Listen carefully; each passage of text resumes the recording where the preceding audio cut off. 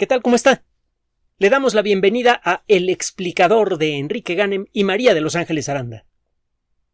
Uno de los momentos más importantes en la historia, no solamente de la civilización occidental, sino de la civilización humana, es desde luego la Revolución Francesa.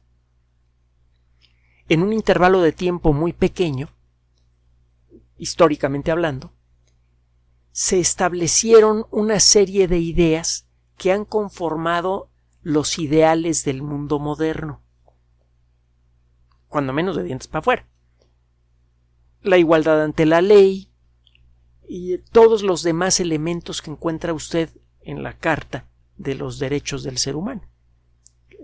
La primera redacción, que todavía decía Cartas de los Derechos del Hombre, fue realizada como consecuencia de la Revolución Francesa.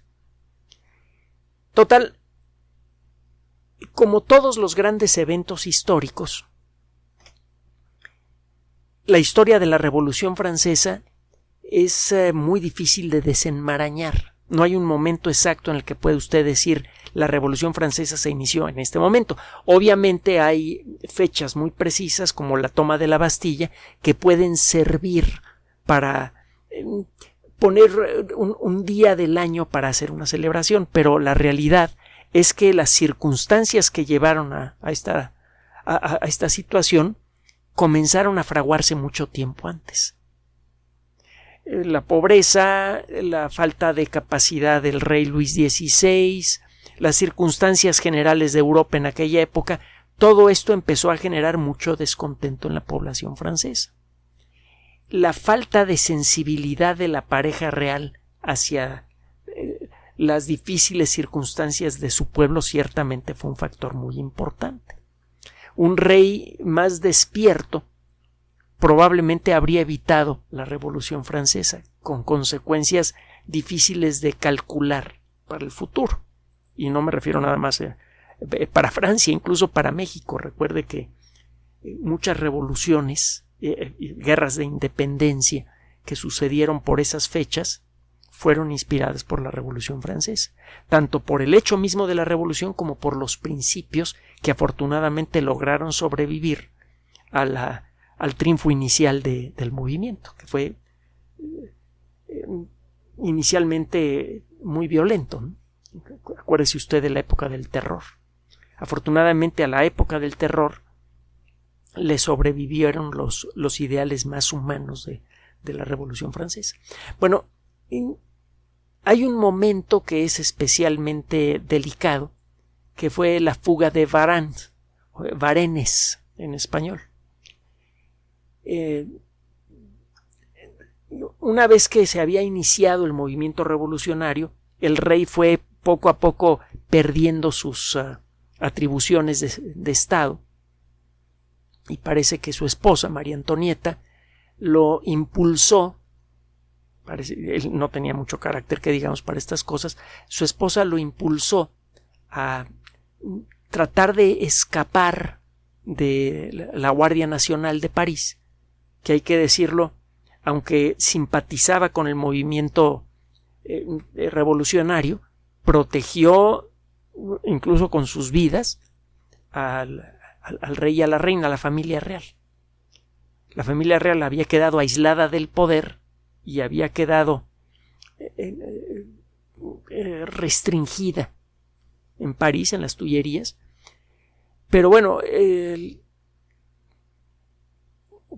la pareja real, en particular María Antonieta, pensaban que si podían salirse de París, podrían llegar a algún territorio que estuviera gobernado por algunos monarcas que pudieran simpatizar con Luis XVI, en particular los Borbones, con la idea de regresar a Francia y aplastar la rebelión, que creían que era generada por un grupo pequeño de personas malvadas. No acababan de medir lo que estaba pasando, que la gente en Francia estaba harta de siglos de despotismo, de pobreza, etc. Durante toda esta situación, algunas personas cercanas a la familia real realizaron acciones que en su momento resultaron ser cruciales para determinar el curso de los acontecimientos. Una de estas personas fue un conde sueco, Hans Axel de Fersen, que se pensaba que era amante de la reina y se creía que podría en un momento dado abrirle camino a la familia real para poder salir de París. Y de hecho eso fue lo que pasó. El conde de Fersen pretendió ayudar a la pareja real a huir de París en la noche del 20 al 21 de junio de 1791. Puso una caravana, caballos frescos, sobornó a algunos guardias con la idea de conseguir el escape de la familia real hasta fuera de Francia. Fueron capturados, fueron regresados a París. Su intento de fuga endureció la actitud de los revolucionarios hacia ellos, y es probable que esto haya jugado un papel muy importante en la ejecución de Luis XVI y unos 9-10 meses después en la ejecución de María Antonieta. Bueno, muchos de los aspectos de este pequeño momento que tuvo grandes consecuencias han sido revelados poco a poco gracias al trabajo de historiadores.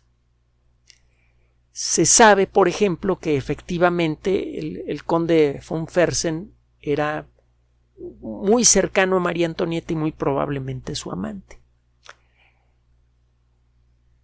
La evidencia de esto involucra unas casi 50 cartas, que son las que quedan de lo que parece que fue un intercambio mucho más nutrido entre María Antonieta y von Fersen.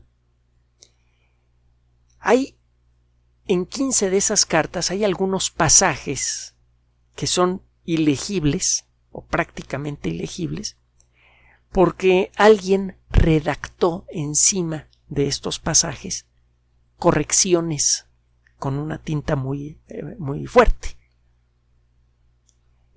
Hasta hace relativamente poco simplemente no había forma de remover los comentarios, las notas que se habían puesto para poder leer las cartas originales. Estas cartas se creía que habían sido censuradas por algunas personas que pretendían proteger la imagen pública de la reina, que estaba ya muy deteriorada. Entre otras cosas, la acusaban de serle infiel al rey. Y el que salieran a la luz cartas en donde María Antonieta y von Fersen se decían cosas muy, como le diré, muy cariñosas, eso ciertamente habría confirmado el diagnóstico de los revolucionarios y del pueblo en general, y eso podría endurecer la situación hacia la pareja real.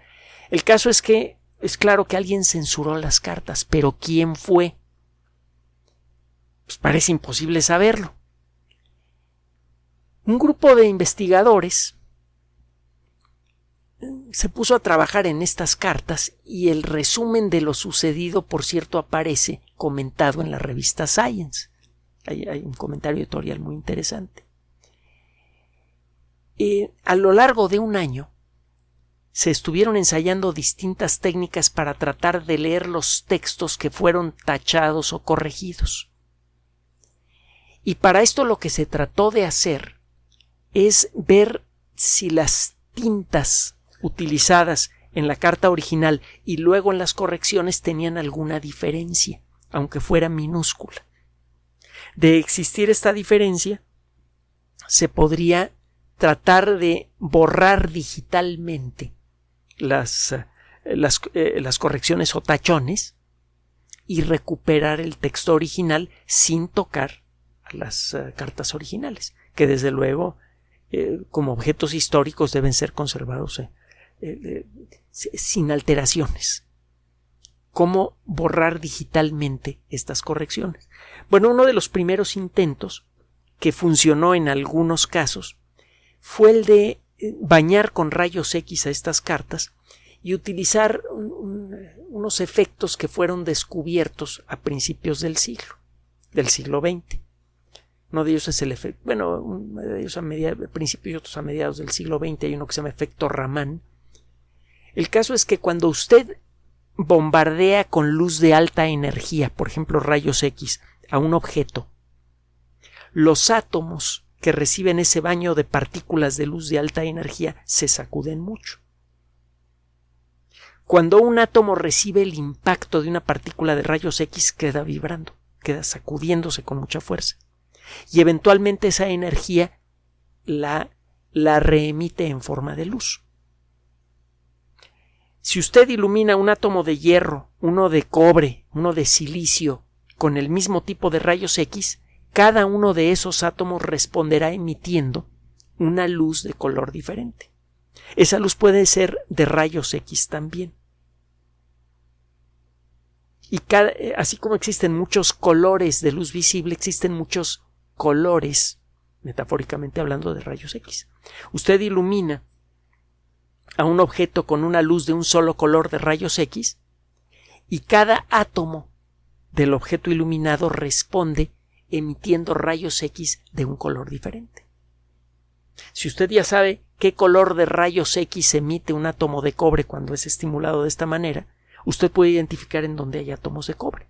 Si se utilizó una tinta rica en cobre para escribir la carta original y la tinta de encima no tiene cobre o tiene muy poco cobre, usted sabe que si ilumina con un cierto tipo de rayos X a la carta, la tinta rica en cobre va a emitir luz y la otra tinta no. Entonces usted ilumina a la carta con rayos X del color apropiado, la tinta de cobre responde emitiendo luz de rayos X, la captura usted, genera una imagen y esa imagen corresponderá a los trazos de la tinta que está abajo, de la tinta original. Esa fue la primera estrategia que utilizaron estos investigadores. Resulta que en algunos lugares las proporciones de zinc, cobre y hierro son diferentes entre la tinta que se usó para hacer los tachones y la tinta de la carta original. Entonces se pudieron revelar algunos pequeños párrafos. Y luego se empezaron a utilizar otras técnicas parecidas, porque resulta que las tintas que se fabricaban en aquella época pues obviamente no tenían la calidad industrial de las tintas actuales. Entre dos frascos de tinta de la misma marca, la proporción de átomos de hierro y cobre variaba mucho. Es más, si tiene usted un frasquito de tinta antigua y no la sacude, se empieza a sedimentar el material de la tinta y los materiales se sedimentan a distintas velocidades. Si usted mete la pluma y en una ocasión la mete hasta dentro del tintero y en otra ocasión no, la tinta que va a sacar en cada ocasión va a tener distintas proporciones de cobre, de hierro y otros materiales. Entonces, si usted pretende utilizar la misma estrategia para detectar una tinta que está por abajo de otra, va a fallar. Va a tener que ir ajustando, calibrando su aparato en cada tramo que fue escrito con cada inmersión de la pluma. Usted sabe que con las plumas antiguas usted tenía que sumergir la punta de la pluma en la tinta, escribía unas pocas palabras, se agotaba la tinta de la pluma y había que volver a sumergir la punta de la pluma en la tinta. Y obviamente no va a poder usted repetir el mismo movimiento exacto. En algunos casos va a meter apenas la punta de la pluma en la tinta y tomará tinta que está en la superficie y que ya está muy desprovista de los elementos que se han decantado, y en otras ocasiones meterá usted la pluma hasta el fondo y entonces la tinta que va usted a extraer va a estar enriquecida con los materiales que se han decantado. Químicamente cada trazo será diferente. Total que estos investigadores se pasaron un año enfrentándose con esta situación hasta que desarrollaron un protocolo de trabajo que les permitió prácticamente eliminar 45 pasajes en 8 cartas diferentes que habían sido parchados. Obviamente el trabajo sigue. hay muchos otros pasajes que recuperar. De arranque esto es muy interesante porque hay muchísimos documentos históricos que están en esta situación. Muchísimos documentos que eran corregidos con una tinta diferente o que eran editados tiempo después de haber sido escritos, lo que usted quiera. Esto de pronto se convierte en un método de trabajo estandarizado que permite recuperar el contenido original de muchos documentos históricos, declaraciones de independencia, cartas entre personas famosas, etcétera, etcétera, etcétera. Eso en términos generales.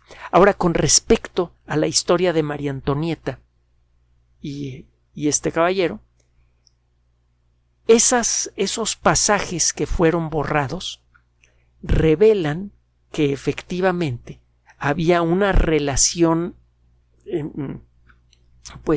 sentimental muy estrecha, muy fuerte entre el conde Axel von Fersen y María Antonieta. Se confirman las sospechas de los historiadores. Y como consecuencia de la forma en la que se hizo este trabajo, empezó a quedar claro que el tipo de tinta que se utilizó para hacer estos parches era bastante uniforme. La forma de los trazos también. Es decir, que estas distintas cartas, 8 cartas, habían sido editadas por la misma persona. Y el caso es que estas cartas habían sido escritas en distintos momentos. Cuando María Antonieta fue ejecutada, las cartas pasaron a la posesión del conde y eventualmente esas cartas encontraron su camino hasta las manos de estos investigadores. ¿Quién hizo estas ediciones? A la hora de atar cabos, a estos investigadores les queda razonablemente claro que el autor de estas ediciones no puede ser otro más que el conde Axel von Fersen. Muy probablemente para tratar de proteger, aunque sea en forma póstuma, la imagen de la mujer que quería.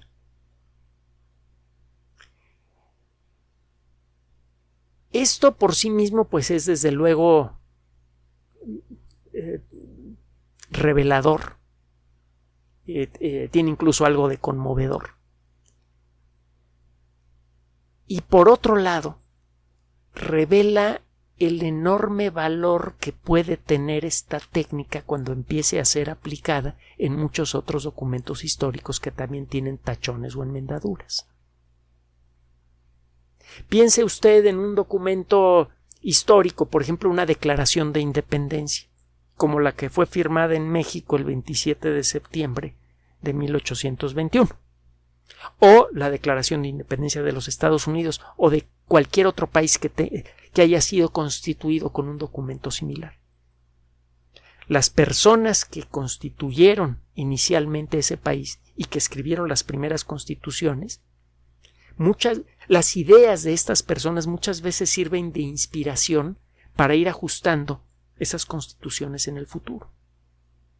En la Constitución de los Estados Unidos, por ejemplo, hay algunos factores muy interesantes, unas ideas muy interesantes, como que, por ejemplo, la lealtad solamente se le otorga a principios, no a personas o instituciones.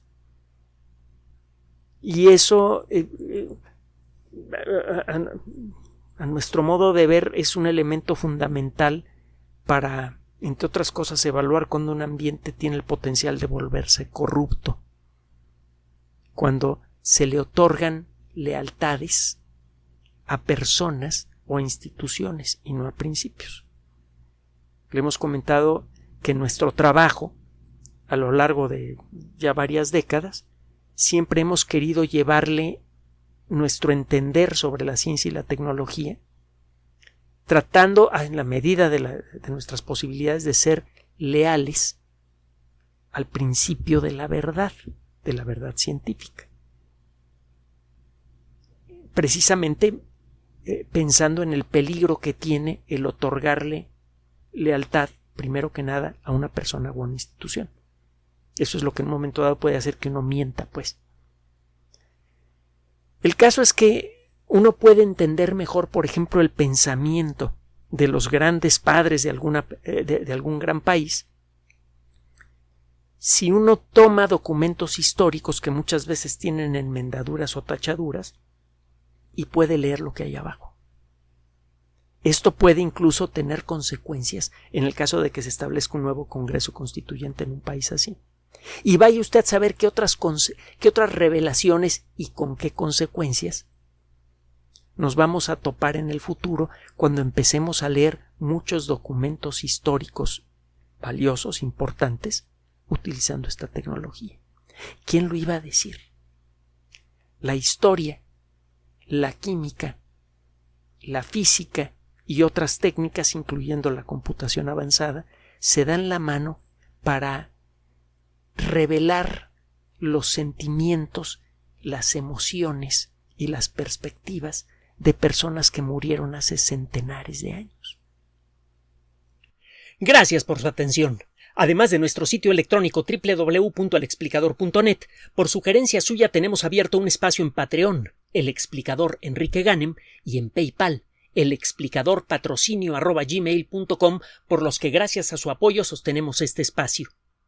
Puede usted descargar gratuitamente estos audios en formato MP3 en Spotify y en iTunes como El Explicador Sitio Oficial y en SoundCloud como El Explicador, y con formato de video en YouTube en El Explicador Sitio Oficial.